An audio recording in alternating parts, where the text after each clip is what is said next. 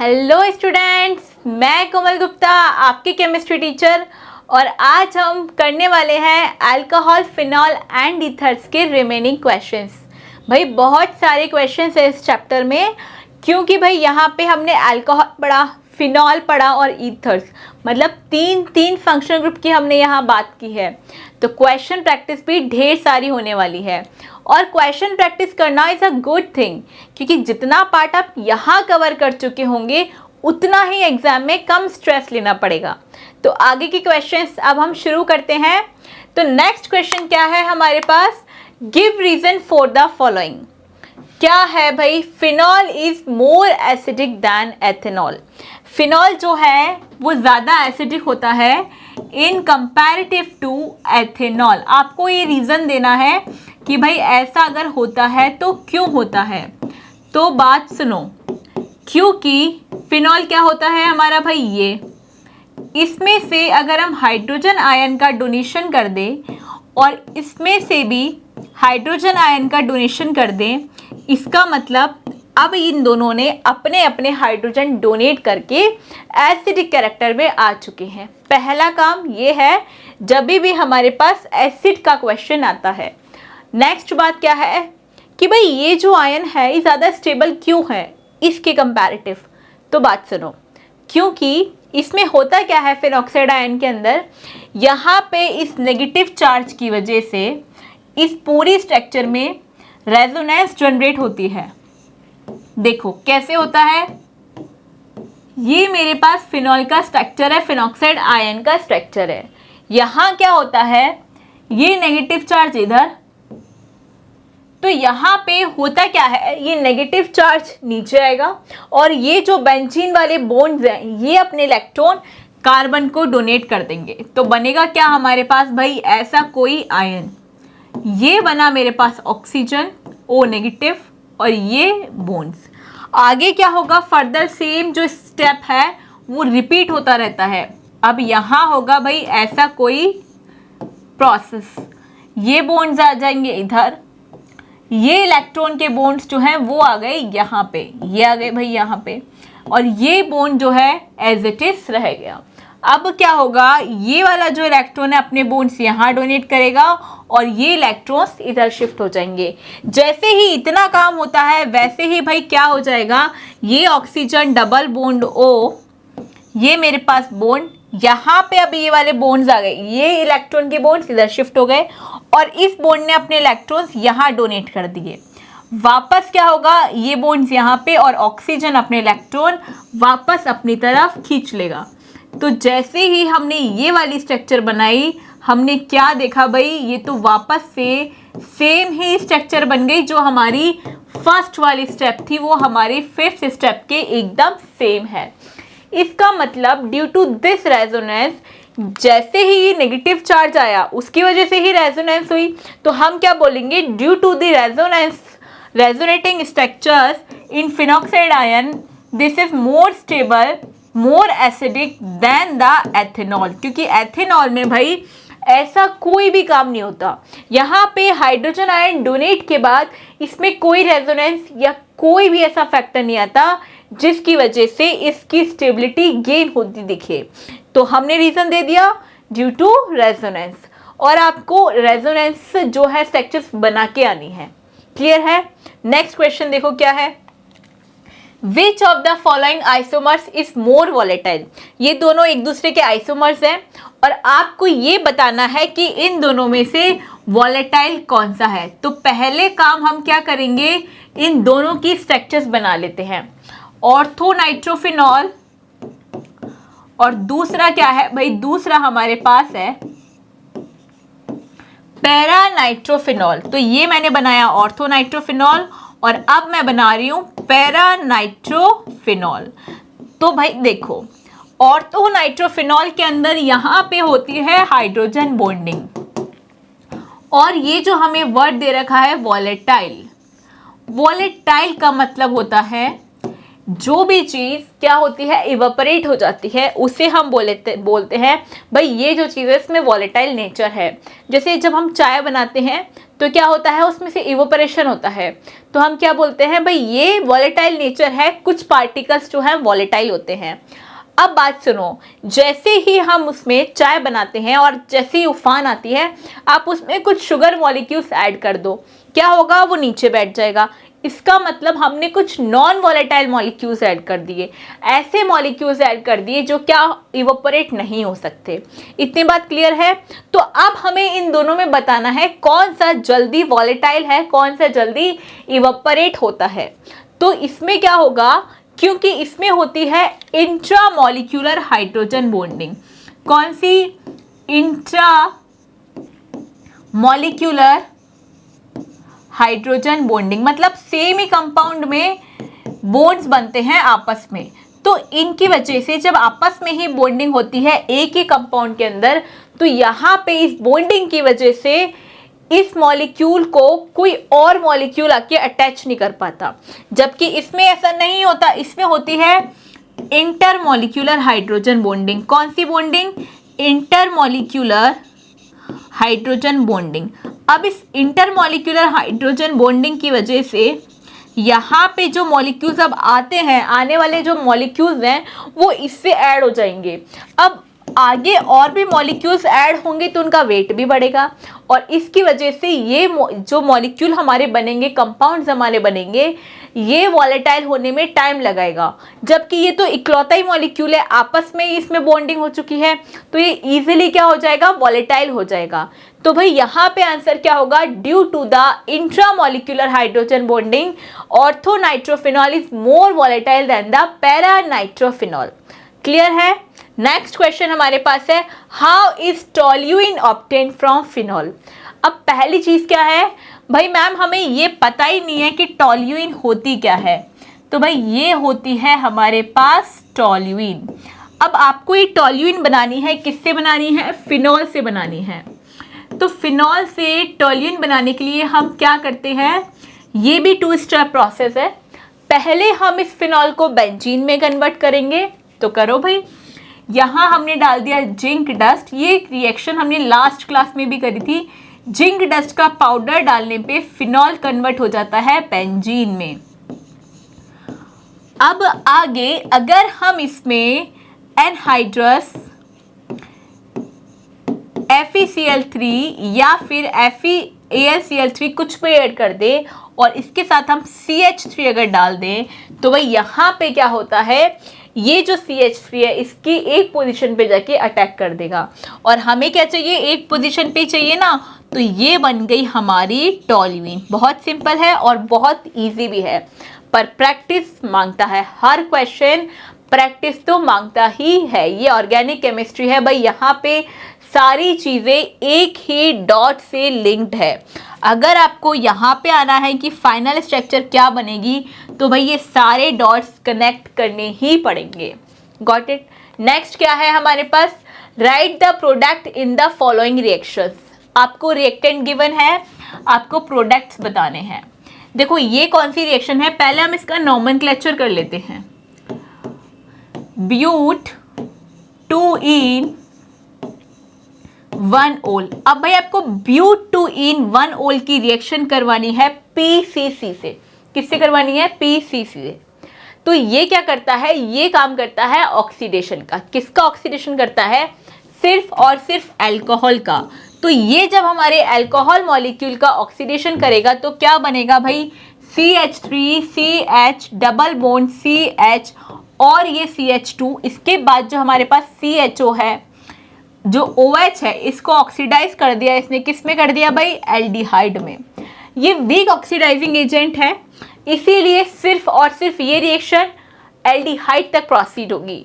अगर यहाँ पे हम स्ट्रॉन्ग ऑक्सीडाइजिंग एजेंट्स ले लेते हैं, जैसे कि KMnO4 K2Cr2O7, तो ये रिएक्शन अल्कोहल से एल्डिहाइड तक नहीं जाके कार्बोक्सिलिक एसिड तक प्रोसीड होती है। Is that clear. Next question क्या है, एथेनॉल एंड फिनॉल में हमें डिस्टिंग्विश करना है। Give the simple chemical test to distinguish between the following pairs. अब आपको इन दोनों पेयर्स को अगर 1-2 टेस्ट ट्यूब में दे दिया जाए, क्योंकि एथेनॉल और फिनॉल दोनों ही ट्रांसपेरेंट वाटर जैसे कंपाउंड दिखते हैं। अब आपको ये पहचानना है कि कौन सी टेस्ट ट्यूब में एथेनॉल है, कौन सी में फिनॉल है, तो इनके लिए हमें कुछ टेस्ट करने पड़ते हैं।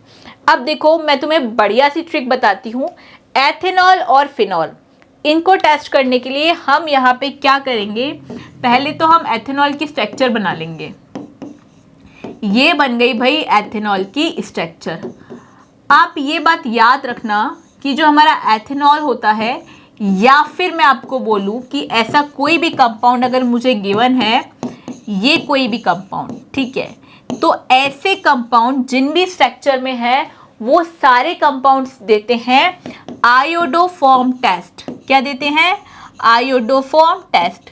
तो देखो एथेनॉल की स्ट्रक्चर में तो ये प्रेजेंट है। अब यहाँ पे जो इनकमिंग स्पीसीज है वो हाइड्रोजन भी हो सकती है, कार्बन भी हो सकती है, बहुत बड़ी कोई चेन भी हो सकती है। हमें आयोडोफॉर्म टेस्ट के लिए जो कंडीशन गिवन है वो क्या है, बस मुझे इतना चेक करना है। Is that okay? और ये है मेरे पास फिनॉल।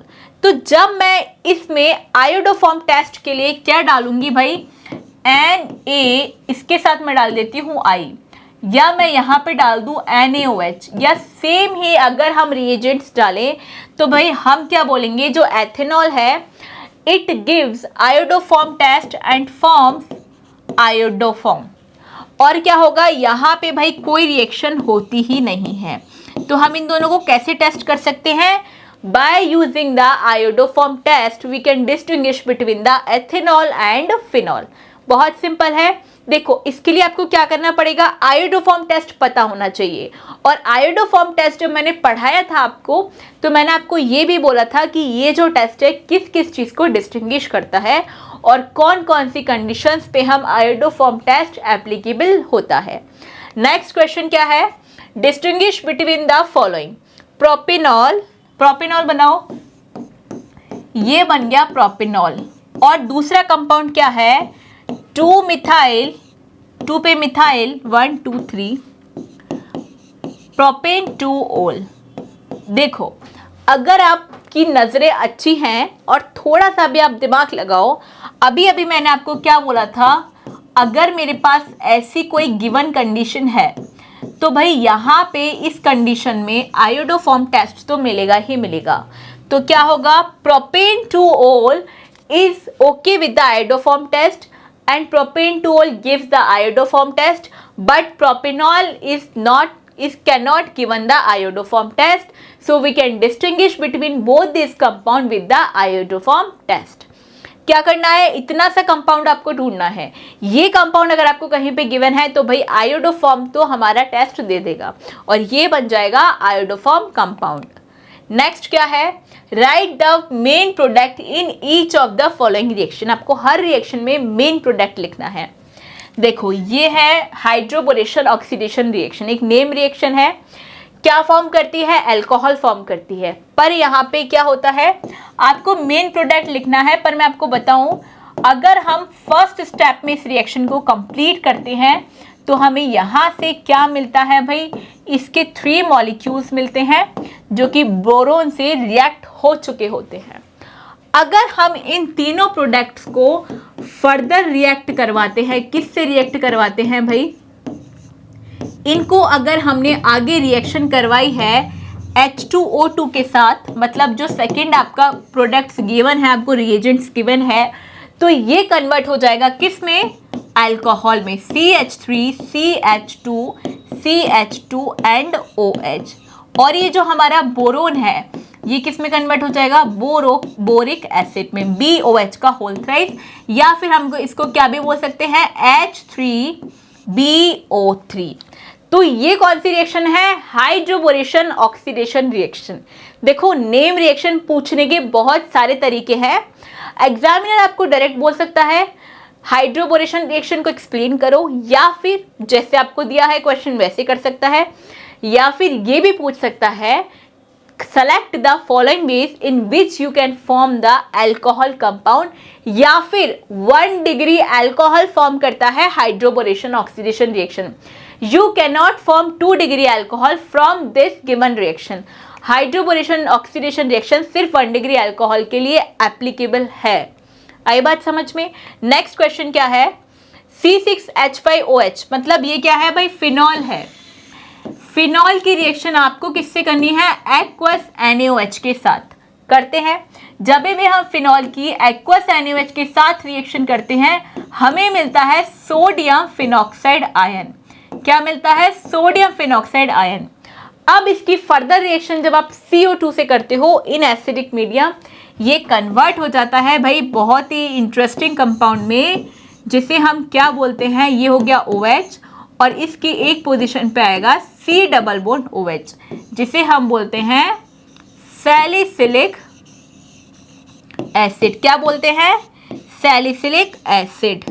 ठीक है, तो ये कौन सी रिएक्शन है? ये भी एक नेम रिएक्शन है। क्या किया है? फिनॉल को एक्वस NaOH के साथ रिएक्शन किया है, सोडियम फिनॉक्साइड आयन बना। उसके बाद एसिडिक मीडियम में जब हम CO2 पास करते हैं सोडियम फिनॉक्साइड आयन में, तो ये सैलिसिलिक एसिड का फॉर्मेशन पूछता है। या आपको डायरेक्ट भी पूछ सकता है convert the phenol into salicylic acid, जैसे हमने लास्ट क्लास में क्वेश्चन किया था convert phenol into salicylic aldehyde. यहाँ पे क्या है? Convert phenol into salicylic acid. Next question, which of the following reagents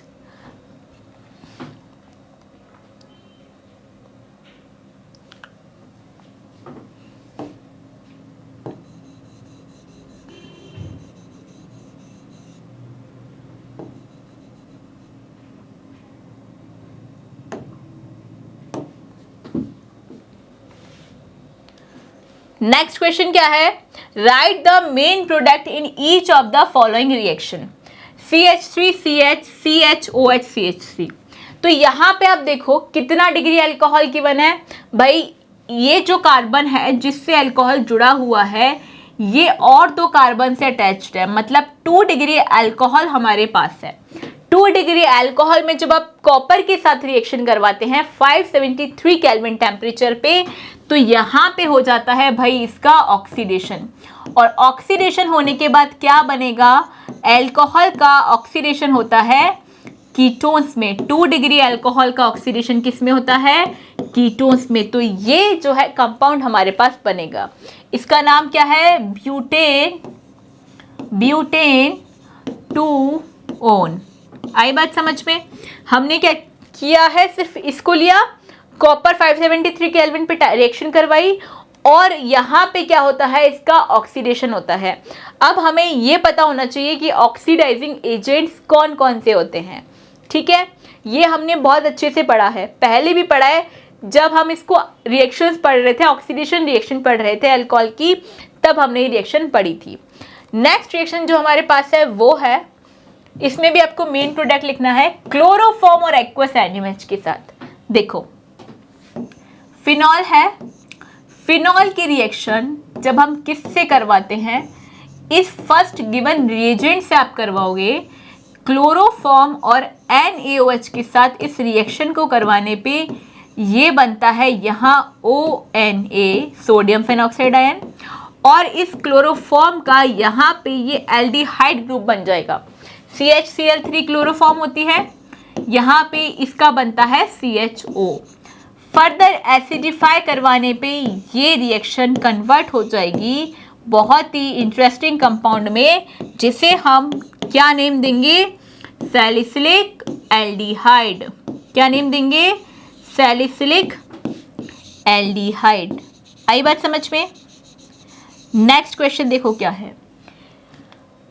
how are the following conversions carried out. वापस से कन्वर्जेंस की क्वेश्चन आ गए भाई। कन्वर्जन की क्वेश्चन बहुत सारे हैं, मतलब कन्वर्जन की क्वेश्चन ऑर्गेनिक केमिस्ट्री में कहीं से भी कितने भी पूछे जाने वाले हैं। क्या है कन्वर्जन? प्रोपीन को कन्वर्ट करना है, किस में करना है भाई? Propane two own.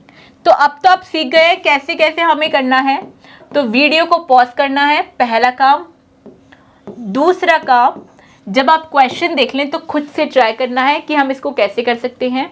और तीसरा काम, जब आप कन्वर्जन कर ले खुद से तो इससे आपको चेक करना है। ठीक है, तो ये हमारे पास है प्रोपीन, इसमें हम HBr का एडिशन करवाएंगे। किसका भाई? HBr का। तो जब हम प्रोपीन में HBr का एडिशन करवाएंगे तो हाइड्रोजन वहाँ जाके जुड़ती है जहाँ पे ऑलरेडी नंबर ऑफ हाइड्रोजन ज़्यादा है। According to Markovnikov rule. तो यहाँ जुड़ जाएगा ब्रोमीन। आगे क्या होता है, एक्वस KOH के साथ इसका रिप्लेसमेंट होता है। ब्रोमीन सिंपल रिप्लेस हो जाता है किससे, OH के साथ, और क्या मिलेगा हमें, हमारा product that is propane 2-ol। Next compound क्या है, बेंजाइल क्लोराइड से बेंजाइल अल्कोहल बनाना है। पहले तो ये बताओ भाई, बेंजाइल क्लोराइड क्या होता है, CH2 बेंजीन रिंग के साथ Cl, इससे हमें बनाना है बेंजाइल अल्कोहल। तो ये हुआ बेंजाइल रिंग और OH मतलब अल्कोहल। अब इस बेंजाइल अल्कोहल और बेंजाइल क्लोराइड में आपको क्या डिफरेंस दिख रहा है कि मैम इस क्लोरीन को अगर मैं OH से रिप्लेस कर दूं तो क्या बन जाएगा, बेंजाइल अल्कोहल। सिंपल सा काम है, क्या करना है, एक्वस KOH डाल दो। एक्वस KOH डालते ही ये जो क्लोरीन है ये सिंपल रिप्लेस हो जाएगा हमारे OH आयन के साथ। नेक्स्ट क्वेश्चन क्या है, right the following reagents used in this reactions. इनको हम कैसे कन्वर्ट कर सकते हैं, तो इनमें जो रिएजेंट्स हम यूज करेंगे हमें वो रिएजेंट्स चेक करने हैं। ब्रोमिनेशन ऑफ फिनॉल, फिनॉल का ब्रोमिनेशन हमने किया था, देखो ये हमारा फिनॉल था और इससे हमने 2,4,6 ट्राइब्रोमोफिनॉल जब बनाया था, ये है 2,4,6 ट्राइब्रोमोफिनॉल जब हमने बनाया था तो इसमें हमने क्या डाला था, इस रिएजेंट को हम यहाँ पे लिख देते हैं क्योंकि रिएजेंट ये हमारा आंसर है।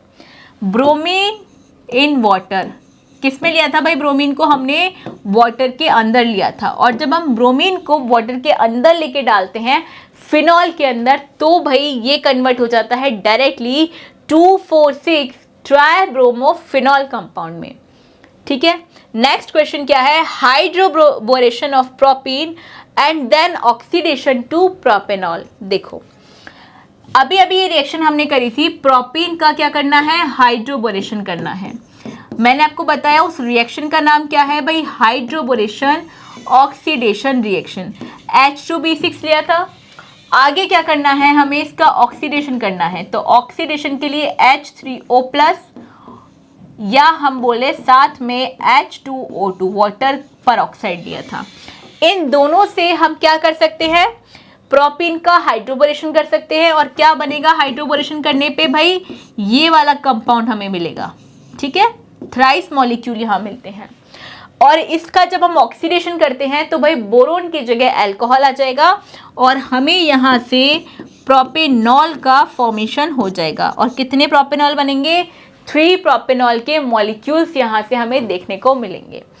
देखो कन्वर्जन का क्वेश्चन है पर किस फॉर्म में पूछ लिया, अब इसने फॉर्मेट चेंज कर दिया, आपको रिएजेंट्स बताने हैं। आप रिएजेंट भी तभी बता सकते हो जब आपको कन्वर्जन करना आता होगा, जब आपको ये पता होगा आपका रिएक्टेंट क्या है, प्रोडक्ट क्या है, तभी तो हम कन्वर्जन लिखेंगे और सही कन्वर्जन तभी आएगा।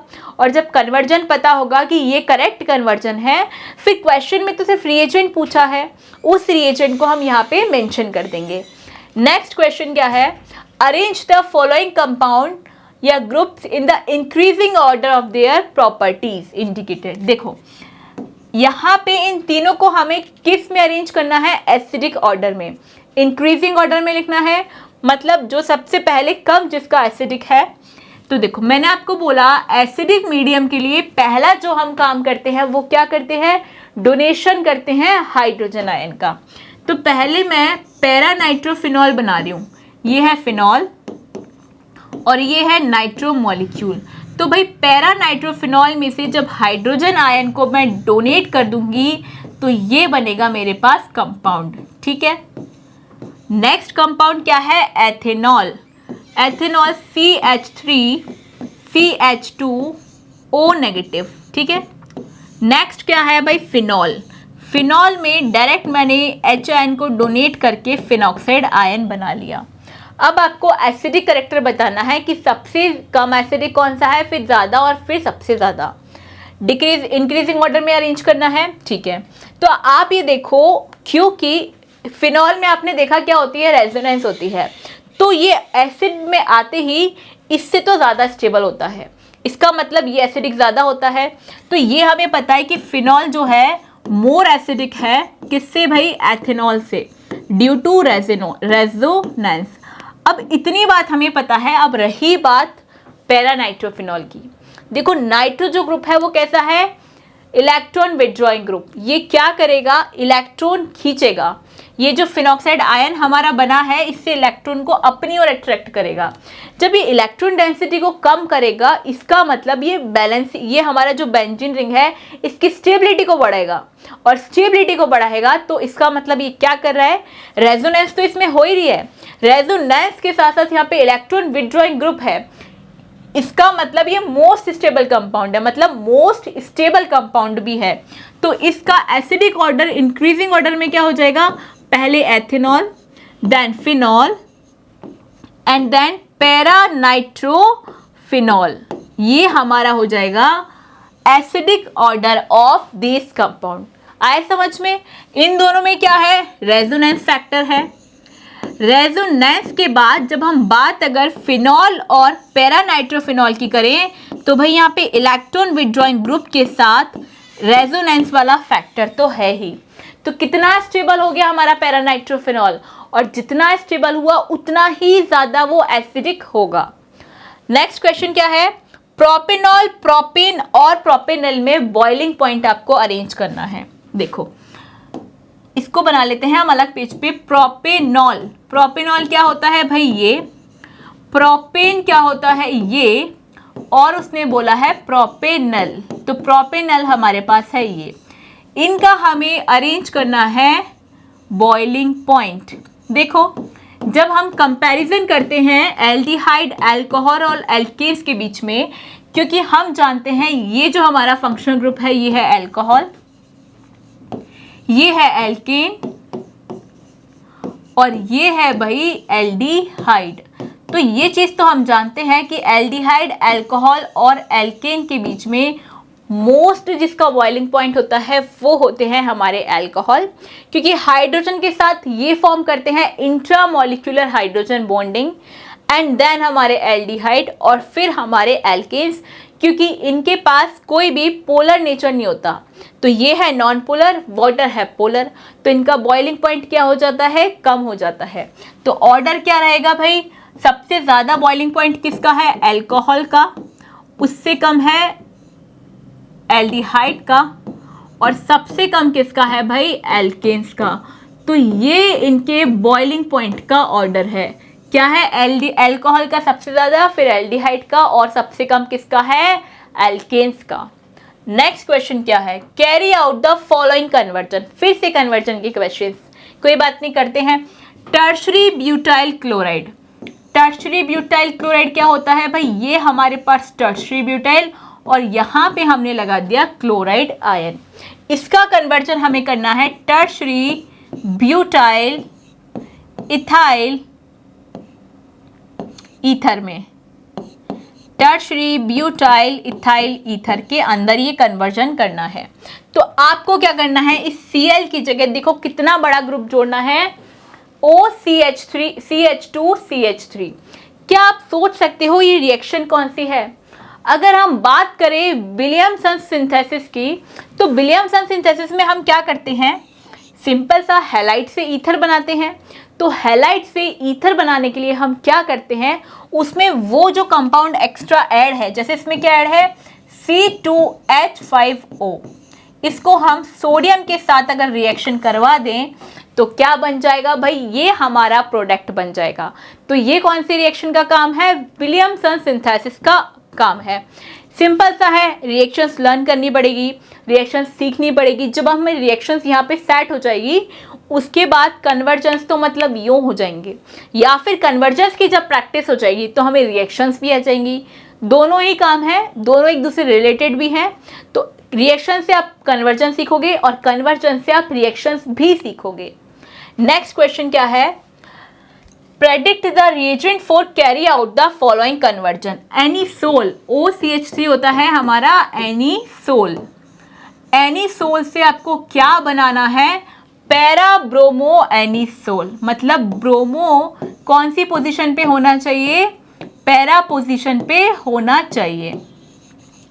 अब आपको ये कन्वर्जन करना है, सिंगल स्टेप कन्वर्जन है। क्या करना है, एनहाइड्रस AlCl3 के साथ इस रिएक्शन को हम प्रोसीड करवाएंगे और Br2 इसमें डाल देंगे। जब हम इसको करते हैं तो ये ऑर्थो और पैरा पोजीशन पे रिएक्ट करता है।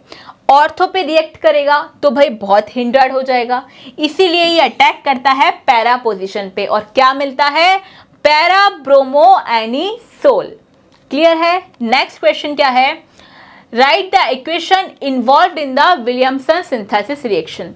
आपको कोई भी विलियमसन सिंथेसिस की एक रिएक्शन लिखनी है। देखो पहली चीज तो इसमें फॉर्म क्या होता है, ROR या फिर हम क्या बोलें ROR डैश, इसको बोलते हैं सिमिलर ईथर और ये है डिफरेंट, मतलब यहाँ एल्काइल ग्रुप्स जो है डिफरेंट हो सकते हैं।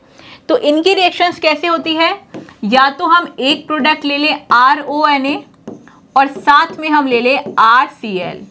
अगर हमें ये फॉर्म करना है तो हम क्या ले सकते हैं, RONA और इसके साथ हम ले सकते हैं R-Cl। इनसे हम क्या बना सकते हैं, इन किसी से भी हम हमारे विलियमसन सिंथेसिस का प्रोडक्ट बना सकते हैं। अब R हमारा कोई भी एल्किल कंपाउंड हो सकता है। फॉर एग्जाम्पल अगर मैं ये बोलूँ CH3ONA प्लस CH3Cl की मैं रिएक्शन करवाऊँ तो मुझे क्या मिलेगा, CH3OCH3। ठीक है, ये मेरा फर्स्ट वाले के हिसाब से विलियमसन सिंथेसिस का प्रोडक्ट बना। अगर मैं डिफरेंट टाइप्स का प्रोडक्ट बनाना चाहूँगी तो क्या लूँगी, CH3ONA प्लस C2H5Cl। तो देखो यहाँ से क्या बनेगा, CH3OC2H5। ठीक है, तो ऐसे हमें क्या बनाने हैं, विलियमसन सिंथेसिस के इक्वेशंस को लिखना है। नेक्स्ट क्वेश्चन क्या है, boiling point of ethanol is higher. देखो एथेनॉल है ये, इज हायर, किससे इसका बॉइलिंग पॉइंट ज्यादा होता है, इन कंपैरिजन टू मिथॉक्सीमीथेन। ये कह रहा है भाई मिथॉक्सीमीथेन से अगर हम कंपेयर करें तो इसका बॉइलिंग पॉइंट ज्यादा होता है। तो सुनो मेरी बात, क्योंकि इसमें क्या होता है, ये कंपाउंड कंप्लीट है, अब इसमें कोई एडिशन नहीं होगा, किसी के साथ बॉन्डिंग नहीं होगी। लेकिन ये जो अल्कोहल होता है ना, ये तो भाई हाइड्रोजन बॉन्डिंग करता फिरता है। इसका काम ही है कि इधर उधर बॉन्डिंग बनाई इसने, और बॉन्डिंग बनाएगी तो कंपाउंड का मॉलिक्यूलर मास बढ़ा लेगा। कंपाउंड का मॉलिक्यूलर मास बढ़ा लिया और साथ में क्या कर लिया, बॉन्ड्स भी स्ट्रॉन्ग कर लिए। अब एक तो भाई एक अकेला लड़ाई करने जा रहा है और एक ग्रुप में लड़ाई करने जा रहा है, तो जीत तो इसकी ही होने वाली है। And that is why due to the intramolecular hydrogen bonding the boiling point of ethanol, या फिर हम बोल सकते हैं the boiling point of alcohols are always greater than ethers of the same molecular mass. हम अगर बात करें तो अल्कोहल के बॉइलिंग पॉइंट्स हमेशा ज़्यादा होंगे किसके कंपैरेटिव में, भाई ईथर के कंपैरेटिव में।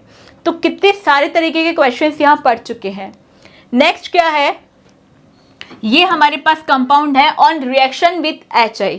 HI के साथ रिएक्शन करने पे ये क्या देगा, तो चलो देखते हैं।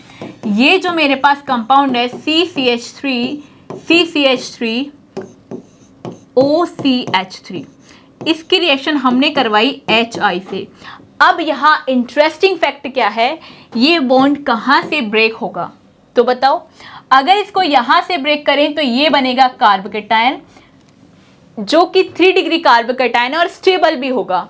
तो भाई ये यहाँ से ब्रेक होके एक कार्बोकेटायन का फॉर्मेशन करेगा, और हमें पता है भाई 3 डिग्री कार्बोकेटायन मोस्ट स्टेबल होता है। तो यहाँ पे पॉजिटिव वाला नेगेटिव से जुड़ेगा, नेगेटिव वाला पॉजिटिव से जुड़ेगा।